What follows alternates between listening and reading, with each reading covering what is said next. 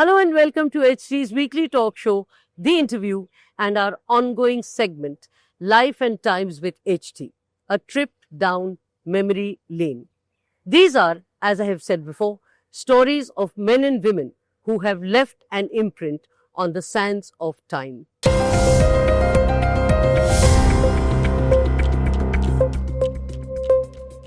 Our guest this week is Philip Green, Australia's High Commissioner to India. Mention आलू चाट, पुरानी दिल्ली की जलेबी और मालचा मार्ग की चाय, and he would go lengths for it. In fact, when Australia's Deputy Prime Minister was visiting, he had a taste of the masala chai, all thanks to High Commissioner Philip Green.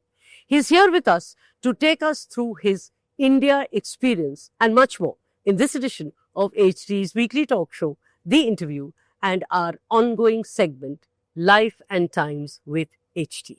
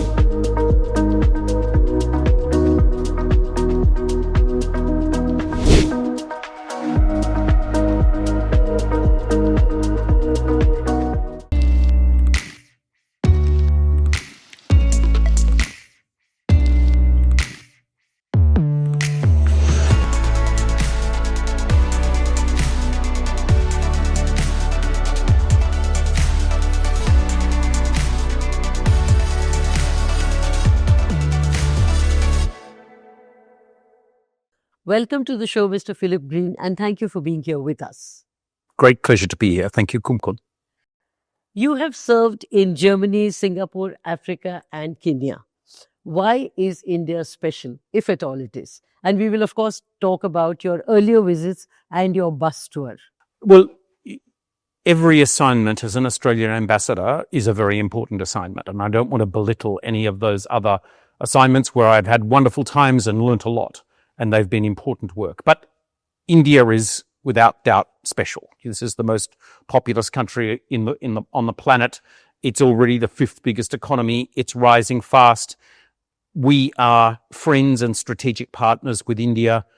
And of course, it's a cornucopia of wonderful experiences to have here from north, south, east and west. And it's very difficult for a diplomat not to become entranced by the character of this country as you were doing important work for your own country. Tell me about your bus tour and what has changed since then, because you came, I think, in the 90s, if I'm not mistaken, your first trip. It's very kind of me. It was actually in the 1980s, and I was a 20-year-old, and I traveled across India from Kolkata all the way to Jaisalmer a little further west. And I traveled through Bodh Gaya. I went to Varanasi. I went to Khajuraho, went to the Taj Mahal, of course, came through Delhi, saw the wonders of Ajmer and Jaipur and Jodhpur. It was a formative experience for a young person, especially a young person from Australia. There are many wonderful things about our country, but we have many fewer people, and the culture is not so profound and striking. I was entranced by it, and I think it was a formative influence on me. I mean, you've asked what has changed, and a lot has changed. The way in which the country looks has changed a lot. Development is much stronger. But let me tell you one thing that is the same. So now, here as High Commissioner, I find this a place of enormous hospitality. In no other assignment have I been welcomed in so many people's homes. And in those tours across India, a couple of things were inevitable. Number one was a conversation about cricket would start. And number two was that other Indians in the train or bus, normally a woman, would offer us food. And that hospitality of India is a persistent character of this country. At that point in time, of course, now you like aloo chaat, jalebi, etc. But at that point in time, were you okay with Indian food, or did you find it very difficult to say, no, this is not something I can have? How did you work that out? Well, I was operating very much at the ground level. And so we had no choice but to enjoy Indian food, and enjoy it we did. And we ate at stalls right across your country. I remember charmingly being served chai in those little earthenware cups going in the train. And I remember eating puris and aloo curry for breakfast in little roadside stands. I also remember that we splashed out. I don't know where we went, but we went to a grand hotel and had a meal that cost about 10 Australian dollars when we were visiting the Taj Mahal. And that was exceptional because most of our meals were much more ordinary than that, but we thoroughly enjoyed all of it. On a lighter note, for someone from Australia and someone who has a different palate, how come the aloo chaat and jalebi? How come? Oh, well, look, well, first of all, perhaps important to say that Australians are pretty eclectic when it comes to food. We are a migrant nation now. 1 in 2 people in our country comes from another place or has one or both parents who come from somewhere else. So we are a country which has gone from having when I was a young boy, a very British style food to something which is much more eclectic and much more varied. So, Australians are very comfortable with Thai food, with Vietnamese food, with Mexican food, with food from the Middle East. Come here, of course, it's a different food culture. But difference is in a way something that Australians look for. And so we're not the sort of travellers who are looking for what they get at home. I won't say that after a time one feels as though one doesn't crave something from home, but for the most part, being able to try something new is what the joy is. And that's why the jalebi and the puri with aloo curry is still attractive. And the food from among the various state bhavans, right. Which is your favorite go-to place? Look, I'll probably offend somebody here, but I do really love the food from the south, and especially Kerala.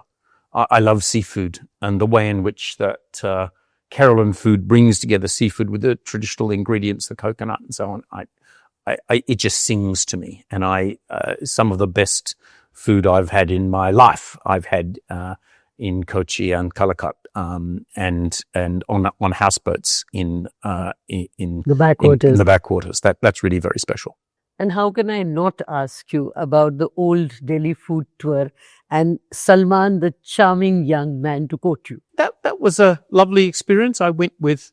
It was early in my time here, and I went with others who had recently arrived on assignment from Australia, and this charming young man who knew an awful lot about the history and culture of old Delhi, but also the food, took us by bicycle, rickshaw, and walking, and all other forms of transport through the main streets, but also in the very narrow lanes.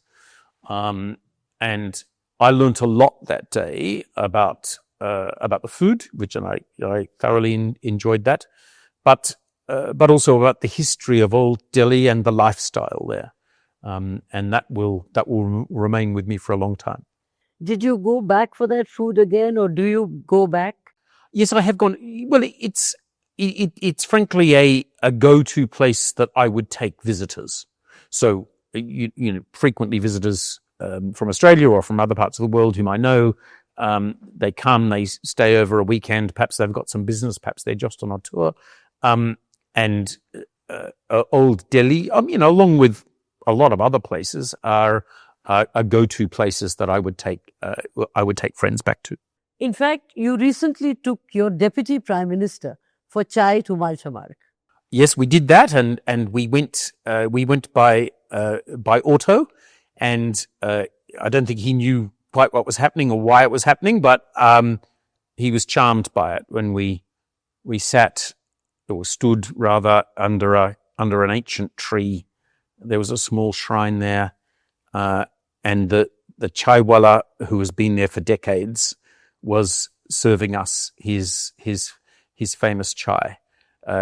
He'd just been for a run, and I think for him it was the perfect downtime after a bit of exercise to experience that little bit of Indian culture.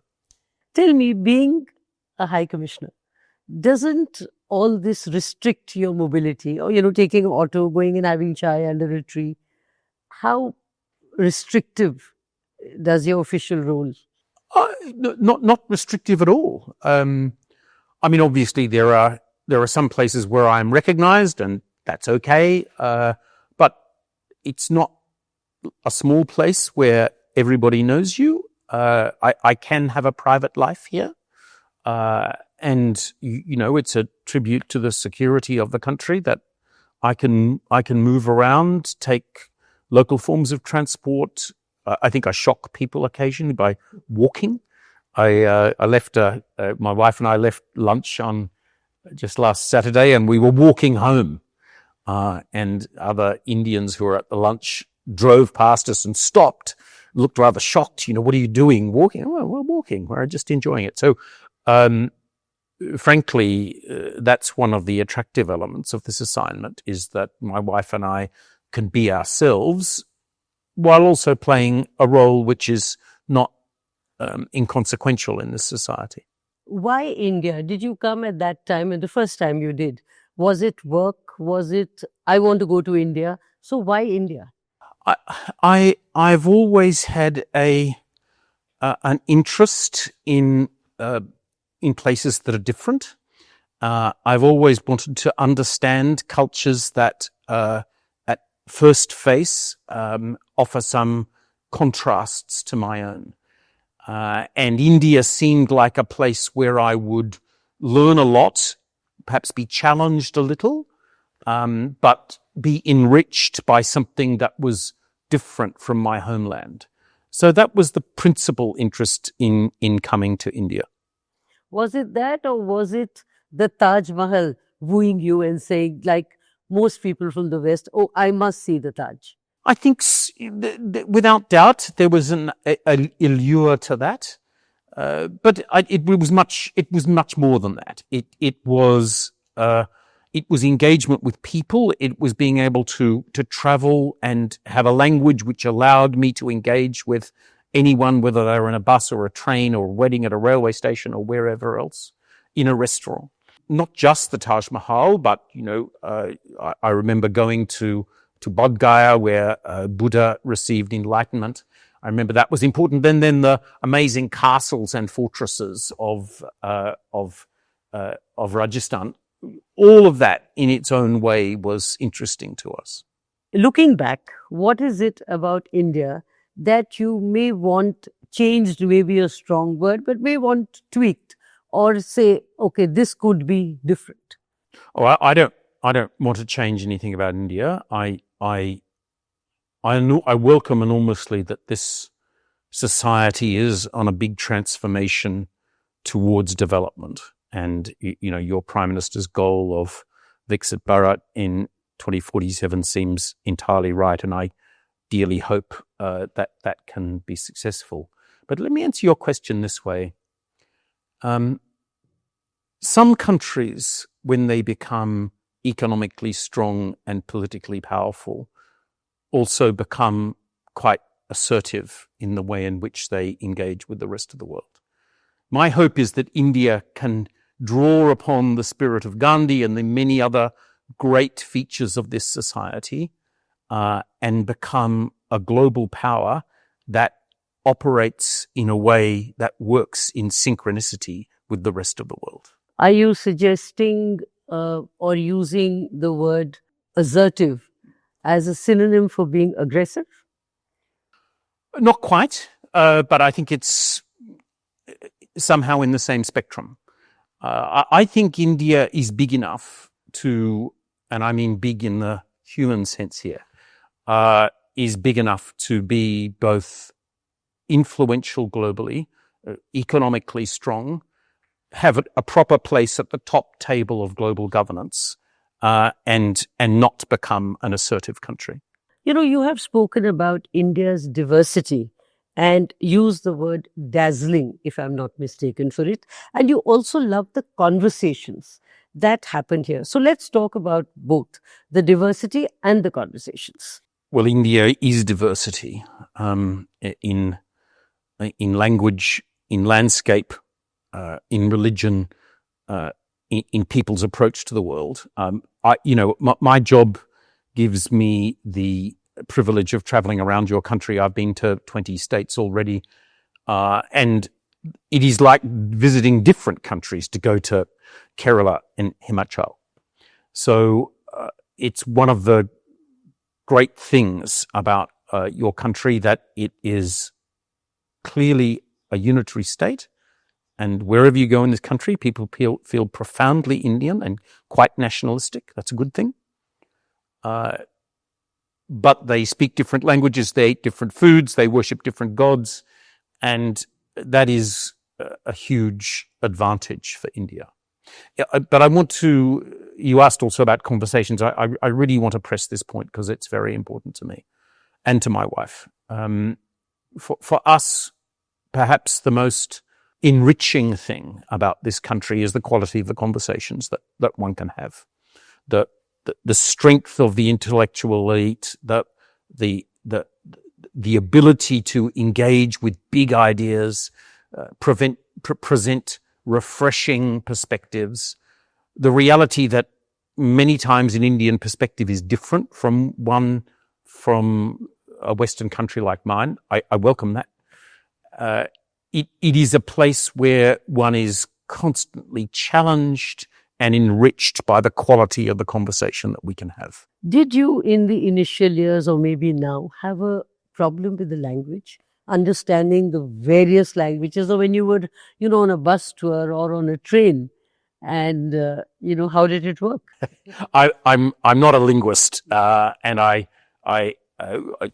we have the great privilege that English is now a language is very widely spoken around the world. It's quite widely spoken in India. I know that probably the majority of Indians don't speak English, but a lot do. I'm neither fluent in Kannada, nor Telugu, nor Malayalam, nor Hindi, and I don't pretend to be. But what is a joy about this country is that I'm able to interact with a very wide range of people in high quality English. So during the bus tour or the train tour, how did you manage? English, there was always somebody who spoke English, and whether or not their English was good, I mean, that hospitality and that interest in engaging with somebody from another country was always strong. So that shines through, however good or bad the language capability is. I learned a little bit of Hindi there, so I could get around and do some basic things. But some Hindi words you learnt and that have remained? Just a few, but don't test me because on camera I won't be able to deliver. All right. But Okay. But yes, I did, and but there was a welcoming spirit in India, which I think is still here. There was a welcoming spirit for a young Australian who knew very little but was interested in engaging, and that was that very much touched me. About Delhi, you said it is a city that requires you to be alert. Just explain that to me. I think anyone who's been here knows what I mean. It has traffic, which requires one to be always alert. It is full of sights and sounds that are worth paying attention to. One is often accosted in the street and asked some question or other, mostly in a friendly way. But what I really meant by that is that it's a city that rewards attention and focus. There is a lot going on here, and you can deal with that in a very surface way, or you can try to understand why is that thing happening at this moment, what is going on here, because this city and this country are constantly changing, and much of that interaction is visible on the street, and that's another enriching part of the India experience. Would you limit that to Delhi, or would you extend it to India as a whole? Oh, look, when you get into some of the rural areas that I have been, when you're trekking up from Darjeeling, you don't need to remain particularly alert. I did do some trekking in the Western Ghats where there are a lot of snakes, and I did need to be alert there. But no, the rural experience in India is quite different, and the pace is slower, and it is possible to unwind in those times. But frankly, I like cities. I like the fact that cities can be vibrant but also challenging, and that's what I think I meant when I said that it pays to be alert in this city. Let me ask you to pitch the Indian perspective with the Australian perspective, something which you've also spoken about. India is a country of the future. It is not only growing fast, it's already one of the biggest economies on the planet. There is intense vibrancy here, and it will be more and more consequential to the world and to our region in coming decades. So it makes sense that Australia should take very close attention to what is going here and seek to engage India in all the constructive ways we can across strategy, across politics, across economics, and across the human domain between our peoples. This is a country which is going places, and it makes sense for us to understand the new India and work to be in closer engagement with it. When you say new India or a newer India, has it happened in the recent past, maybe a decade or a little more, or has that been happening gradually? I have made sequential visits here over 35 years or so. I think what I would say is this: I think the pace has picked up. The pace has picked up in the last 5 years, and I see India's growing global weight and influence rising faster now than it did in the past. And certainly India's coming to a position of global economic significance is hastening fast. As we know, now India is the 5th largest economy in the world. We expect it to be the 3rd largest in just 5 years' time. So, I think that gives you a sense of how more rapid the movement has been in recent years. What has stood out for you are the Indian instruments and Indian music, tabla and sitar. Yes. How and why Indian music? Is it after you came here, or is it something you always had even before your postings in India, or even before you came here for the first time? No, I saw a little Indian or heard a little Indian music when I was here way back then, but frankly, this has been something that I have grown into since I've been here. I'll tell you where it started. I was invited to a festival called the Kabira Festival, which is held on the banks of the Ganga in Varanasi. And one has the extraordinary experience of either being on the Ghats and looking at performers on a stage next to the water with the river behind, or sometimes they put the performers on the land and one sits on a boat and enjoys the performance from there.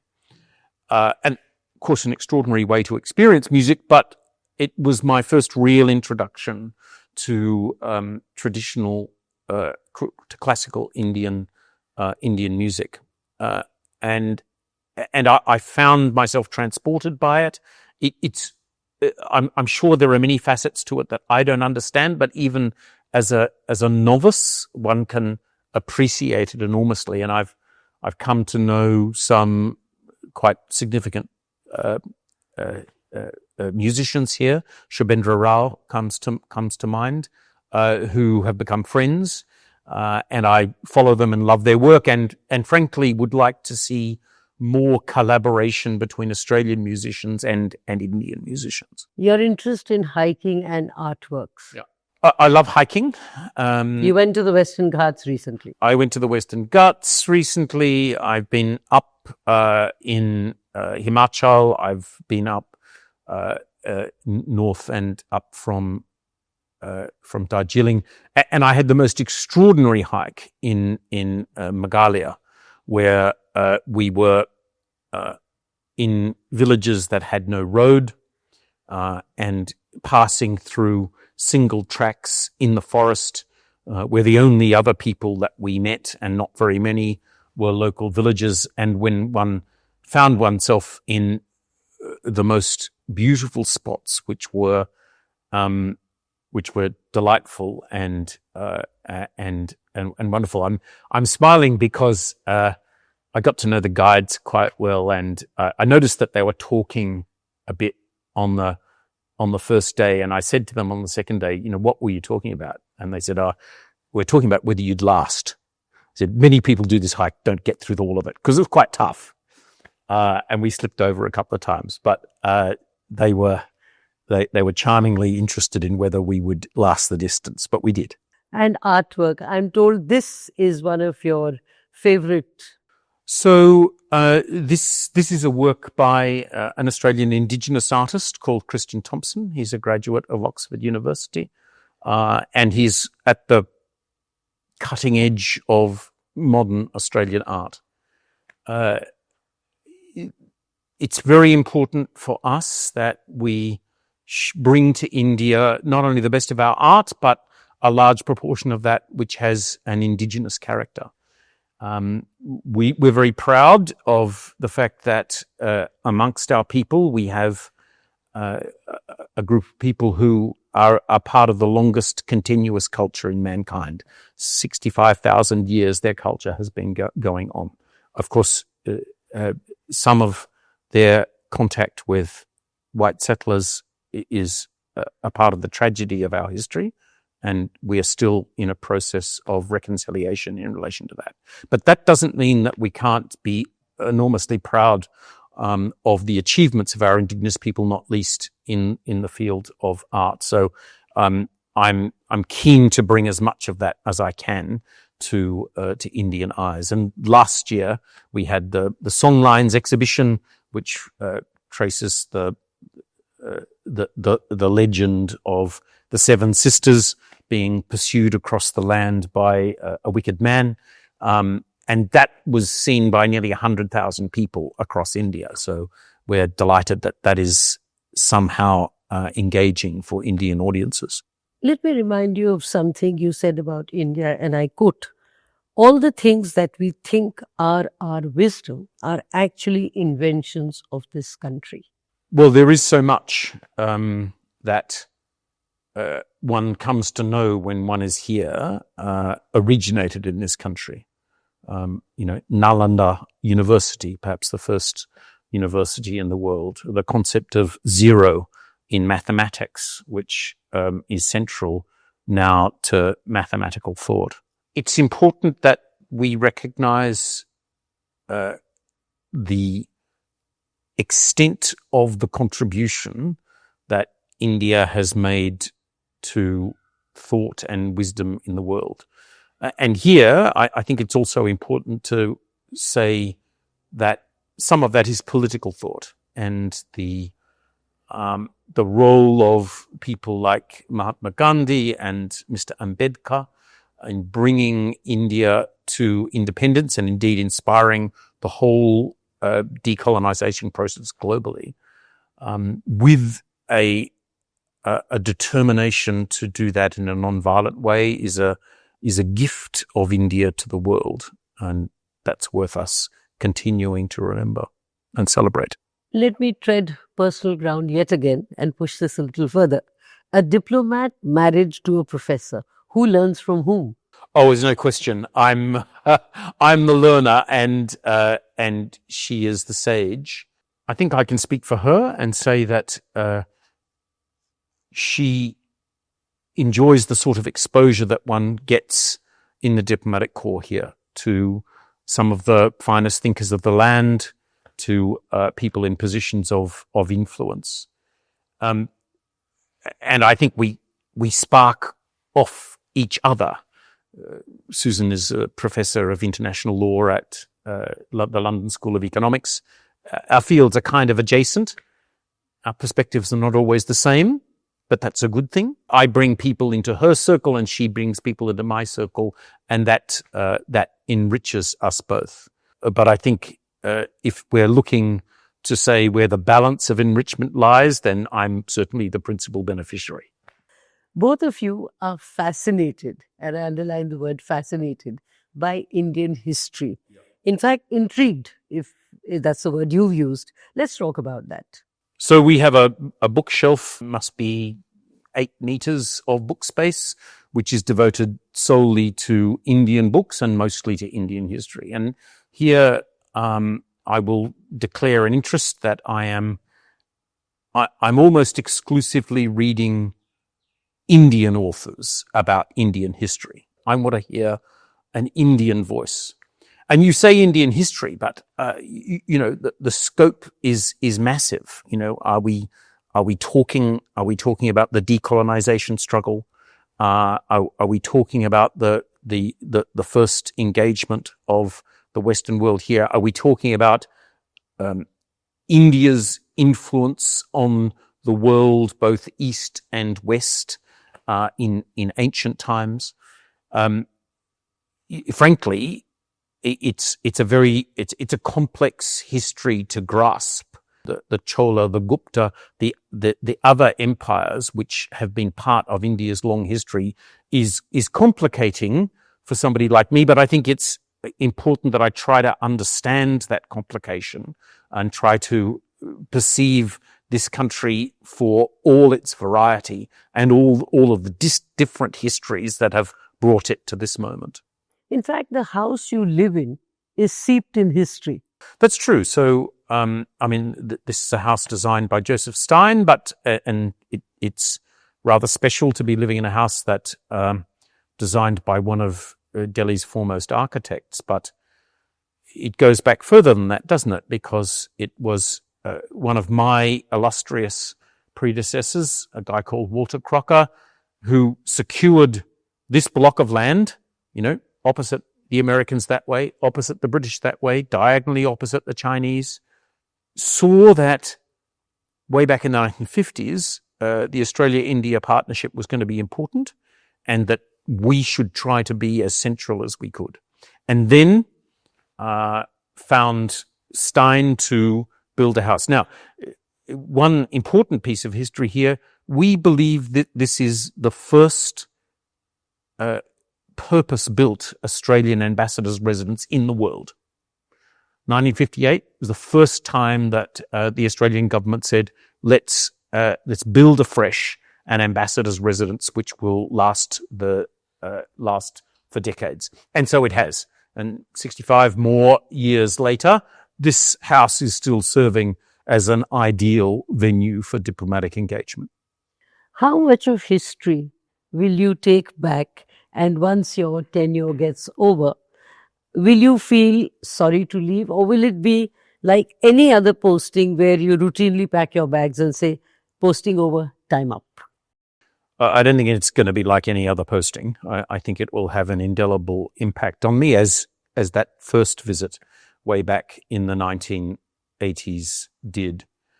Exactly what that indelible impact will be, I can't judge yet. I'm barely halfway through my assignment and I have a long way yet to go. We've done a lot in our bilateral relationship, but there's a lot more that we need to do. And even if I visited 20 states, there's still several more that I would like to get to. You know, while on bilateral relationships, it is no longer cricket and cinema. Yet, one of your slogans is, come for cricket, stay for business. Look, we have a modern, very contemporary relationship. And that's founded in the fact that Australia and India are now strategic partners in the Indo-Pacific. It's founded on the fact that we have highly complementary economies. And it's founded on the relatively new reality that we have this human bridge, a million people of Indian origin who live in Australia. That may not sound like a lot to you. It's a lot to us. It's the fastest growing migrant population in Australia. So, that's the modern relationship. Strategic alignment, economic complementarity, and the human bridge.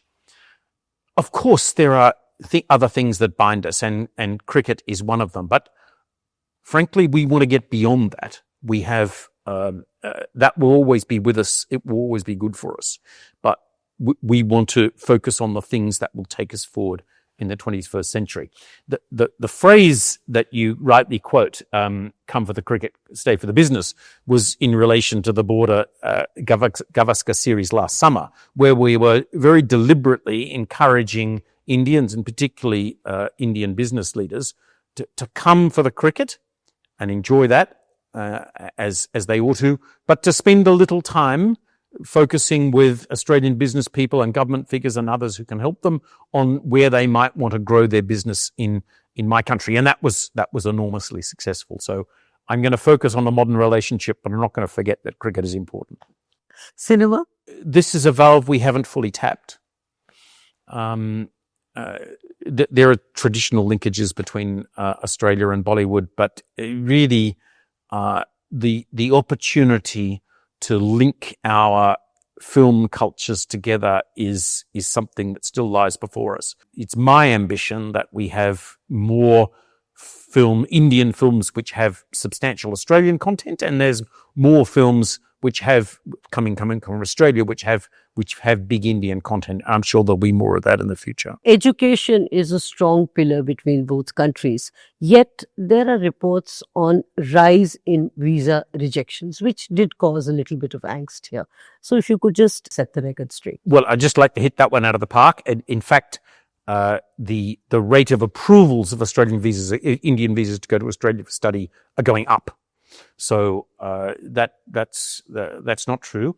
I'll tell you what is happening. There's a long and distinguished history of Indian students going to Australia to study, and that will go on for a long time. But that shouldn't be a one-way street. And so what is happening now is that your government has opened the opportunity for foreign universities to open branch campuses here. And the first two now teaching in Gujarat, the first two in the world who have opened in India are two Australian institutions, and many more are following. So I think that's really where the future is.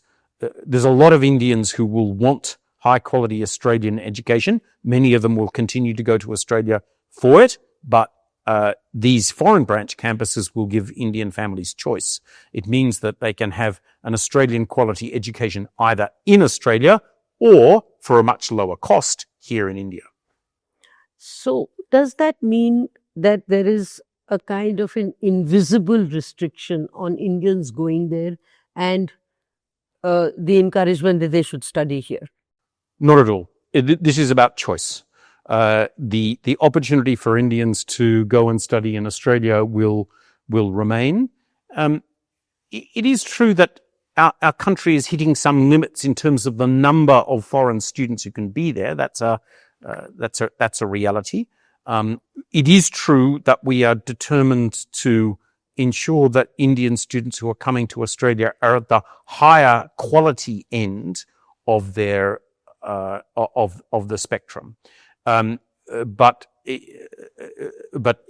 we continue to warmly welcome Indian students. There will continue to be a lot, but there will be this other pathway which will allow another set of Indian students to study courses here. I started on a personal note and I will end on a personal note. What are the lessons learned and unlearned in life What are the, my God, never again moments? I think India brings humility. It's a complex. What I mean by that is that perspectives here about the world can be very different, and they can make you think hard, which is a good thing. For me, that's the big takeout. How tough is it being a diplomat and the pressure of always saying the right thing, sometimes even to the wrong people? Not so tough for me in Australia. I'm not the sort of diplomat who has a scripted line on everything you could ask me. Perhaps you've ascertained that. I have. Of course, there are moments where one needs to be careful about what one says when one's speaking for the government of Australia. That is inevitable. And it is perhaps one of the challenges of being a diplomat. Let me tell you, though, I mean, it is an enormous privilege to serve Australia. It's a particular privilege to serve Australia in India. So whatever negativity accrues to having to be occasionally careful in one's speech, there are many positive things that balance that out. Your Excellency, and I'm going to end on Your Excellency. Thank you very much. Thank you for your time. And thank you for really this very wonderful interview. So kind. It's been such a pleasure. Thank you, Kumkum. Thanks.